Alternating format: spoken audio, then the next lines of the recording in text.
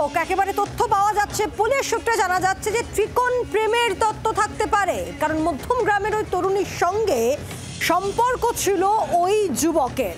Social মিডিয়ার সূত্রে তরুণীকে জিজ্ঞাসাবাদ পুলিশের, প্রাথমিক তদন্তে উঠে এসেছে ত্রিকোণ প্রেমের তত্ত্ব।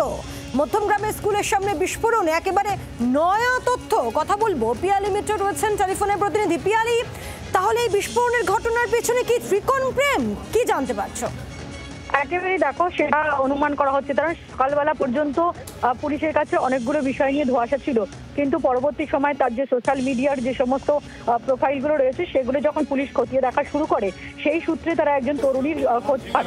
যে তরুণী মধ্যম গ্রামের বাসিন্দা, তার সঙ্গে এই সচ্চিদানন্দ মিশ্রের একটা সম্পর্ক ছিল এবং আগেও এখানে এসেছিল, এবং ত্রিকোণ প্রেমের একটি সম্পর্কের জেরে তাদের মধ্যে একটা জটিলতা তৈরি হয়েছিল। এবং তার সঙ্গে সঙ্গে পুলিশ যেটা জানাচ্ছে যে সচ্চিদানন্দ ITI পাস এবং গ্লাস টপিংয়ে কাজ করতে, ফলে এই ধরনের জিনিস সম্ভবত ইউটিউবের মাধ্যমে দেখে সে বানিয়েছিল। এখন এই যে একটা ডিভাইস সে বানিয়েছিল, একটা আইডি টাইপের একটা যে ডিভাইস সে বানিয়েছিল, সেইটা নিয়ে এসে যে ত্রিকোণ প্রেম নিয়ে যে একটা জটিলতা তৈরি হয়েছিল, তার জেরেই কি কাউকে ক্ষতি করার জন্য এসেছিল? এবং যেটা পুলিশ অনুমান করছে যে সম্ভবত ওই ডিভাইসটি ব্যাগ থেকে বার করে কোনোভাবে মিসহ্যান্ডলিং এর কারণেই সেটা বিস্ফোরণ হয় এবং তার জেরে তার মৃত্যু হয়েছে। ইতিমধ্যেই এই ঘটনা তদন্ত শুরু হয়েছে, ওই তরুণীর সাথেও কথা বলছে পুলিশ, এবং তাদের মধ্যে গতকাল যখন পৌঁছেছিল তার সঙ্গে ওই যুবকের দেখা হয়েছিল কিনা, এই সমস্ত বিষয়গুলো খোঁজ নেওয়া চলছে। কিন্তু গোটা বিষয়টা একটা ক্ল্যারিটি এসছে যে এই যুবক উত্তরপ্রদেশের বাড়ি, হরিয়ানাতে কাজ করতো, সেখান থেকে মধ্যম গ্রামে এসেছিল, তার সঙ্গে এক তরুণীর সম্পর্ক তৈরি হয়েছিল এবং তাদের মধ্যে একটা জটিলতা তৈরি হয়েছিল।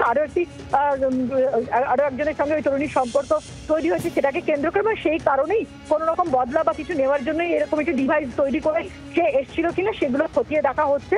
ইতিমধ্যেই রাজ্য পুলিশের STF তারা মামলার তদন্তভার নিচ্ছে এবং ওই যুবকের বাবা, তাকে খবর দেওয়া হয়েছে তিনি আগামীকাল এসে পৌঁছাবে, আগামীকাল ময়না তদন্ত হবে এবং ফরেন্সিক বিশেষজ্ঞরা তারাও ঘটনাস্থল খতিয়ে দেখেছেন এবং তার থেকে একটা বিষয় স্পষ্ট যে এই ডিভাইসটি আলাদা করে বানানো হয়েছিল এবং যেটা হচ্ছে বিস্ফোরণ আজকে ঘটেছে কোনো রকম সুতলি বোমা টাইপের নয়, যেটা আমরা সকাল থেকেই বলছিলাম যে আইডি টাইপের কোনো কিছু হতে পারে, যেটাকে স্পেশালি বানানো হয়েছিল।